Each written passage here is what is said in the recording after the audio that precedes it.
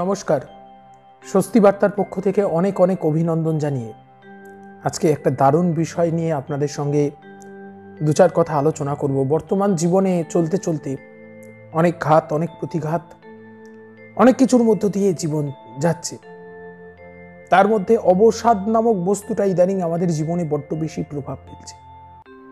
Anxiety, আমাদের মধ্যে উদ্বেগ, স্ট্রেস, ওভার থিঙ্কিং, এই শব্দগুলোর সঙ্গে ইদানিং আমরা বড্ড পরিচিত হয়ে পড়ছি। মনে মনে মুচড়ে পড়া, এক কথায় মনে মনে কষ্ট পাওয়া, সবটাই মনের ব্যাপার।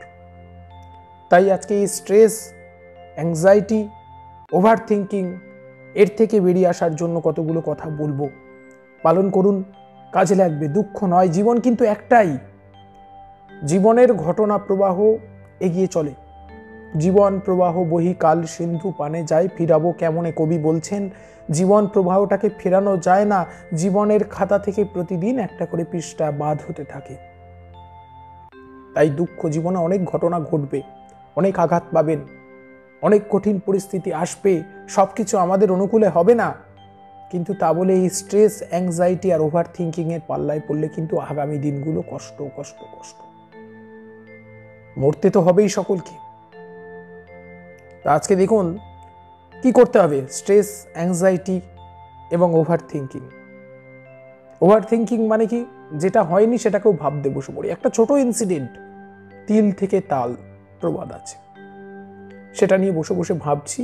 ভাবতে ভাবতে ভাবতে ভাবতে মস্তিষ্কের কল্পনায় ঘটনাটা বিরাট আকার ধারণ করছে। আর যত বিরাট আকার ধারণ করছে তত আপনার মধ্যে বিচলতা বাড়বে, অস্বস্তি বাড়বে, প্রেশার বাড়বে, অ্যাংজাইটি, উদ্বেগ, ভয় কাজ করছে। সবসময় নেগেটিভ থটটা ভেসে আসছে। যে কোনো ঘটনার নেগেটিভ দিকটা শুধু বারবার বারবার মনের মধ্যে খোঁচা দিচ্ছে, আর আপনি এর থেকে বেরোতে পারছেন না। মেন্টাল স্ট্রেস এর পরে যেটা, এই স্ট্রেস থেকে অনেক রকম রোগ পর্যন্ত হতে পারে।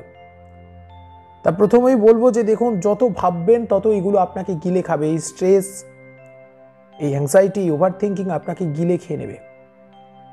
তাহলে প্রথমে ভাবনা থামান। আচ্ছা, ভাবনা থামাবো, অতই সহজ, ভাবনাকে থামানো যায়। দ্বিতীয় হচ্ছে, এগুলো এক একটা করে বিস্তারিত ধরে ধরে বলবো। লোকে কি ভাবলো, অন্যে কি ভাবলো, আমার আত্মসম্মান নেই, আমার সম্মান গেল, তাই না? ও আমার সম্পর্কে কি ভাবলো, কেউ আপনাকে একটা কটু কথা বলেছে, ও এটা বলতে পারলো। এই অন্যের দিক থেকে ভাবনাগুলো ছাড়ুন, আপনি আপনার নিজের দিক থেকে ভাবুন। আমি কতটা ঠিক ছিলাম, আমি নিজে ঠিক ছিলাম তো কে কি বললো। আশা যে একটা ভিডিওতে বলেছিলাম আপনাদেরকে যে দিনের শেষে আয়নার সামনে দাঁড়াবেন, দাঁড়িয়ে জিজ্ঞাসা করবেন আমি কতটা ঠিক। আমি যদি ঠিক হই তাহলে বয়েই গেল। জীবনে যে কোনো ইনসিডেন্টে, হ্যাঁ, সব কিছু, সব ঘটনা আমাদের অভিপ্রেত ঘটনা ঘটবে না, অনভিপ্রেত ঘটনাও ঘটবে। সেখানেও আত্মবিশ্লেষণ করবো, দুঃখ পাবো, কাঁদবো, আমরা তো মানুষ, এগুলো সব থাকবে। তারপর কি হবে, একটা সময় বসে ফাঁকা মাথায় বসে আমি একবার চিন্তা করে দেখবো এর মধ্যে আমার ভূমিকা কতখানি ছিল। আমার ভূমিকা যদি থাকে সংশোধন করতে হবে, আর যদি আমার ভূমিকা না থাকে অযথা কষ্ট পাওয়া, দুঃখ পাওয়া নয়। আর প্রকৃতির নিয়মে আমাদের অনেক কিছু হারাতে হয়, এটাকে মেনে নিতে হবে। অনেকে, আমি কথাগুলো সহজে বললাম, বেরোতে পারছেন না ওভার থিঙ্কিং থেকে। ব্যস্ত থাকুন, কর্মের মধ্যে নিজেকে নিয়োজিত করুন, কাজের মধ্যে ডুবে যান। দেখুন আপনার এই স্ট্রেস, অ্যাংজাইটি অনেকটা কমে গেছে। এই নেগেটিভ থটগুলো ভাবার আপনি সময় পাবেন না। যত নেগেটিভ থটগুলো ভাববেন আপনাকে অ্যাংজাইটি কিন্তু গ্রাস করবে। অলস মস্তিষ্ক শয়তানের কারখানা বলা হয়। অলস মস্তিষ্ক থাকা যাবে না। সব সময় কোনো কিছুর মধ্যে, একটা কাজের মধ্যে ডুব দিয়ে থাকুন, গল্প করুন, হইচই করুন। আমরা বিশেষ করে এই সময়গুলো তো বলি আমার ভালো লাগছে না, আমাকে একটু একা থাকতে দাও। না, একদম নয়। সকলের মধ্যে মিশে যান, এনগেজমেন্ট অ্যান্ড ইনভলভমেন্ট চলুক। আর সব যন্ত্রণাতেও লাঘব হবে না। কিছু কিছু সময় সত্যিই ভালো লাগছে না, ঠিক জীবনে এইখানেই আমাদের ঈশ্বরের প্রয়োজনীয়তা, আমাদের আধ্যাত্মিক জীবনের প্রয়োজনীয়তা। ঈশ্বর আছে কি নেই এই দ্বন্দ্ব করার সময় এটা নয়।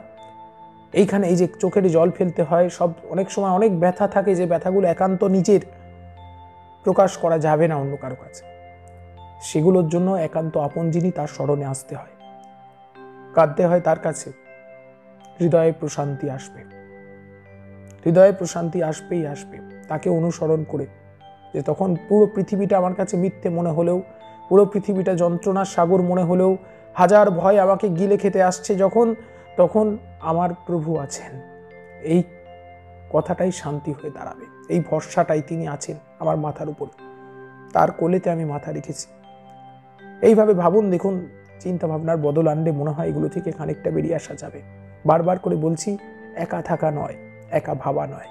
ভালো থাকুন। আজকে এখানে শেষ করছি, আবারও আলোচনা হবে। সঙ্গে থাকুন, স্বস্তি বার্তার সঙ্গে থাকুন। অনেক অনেক ভালো থাকুন।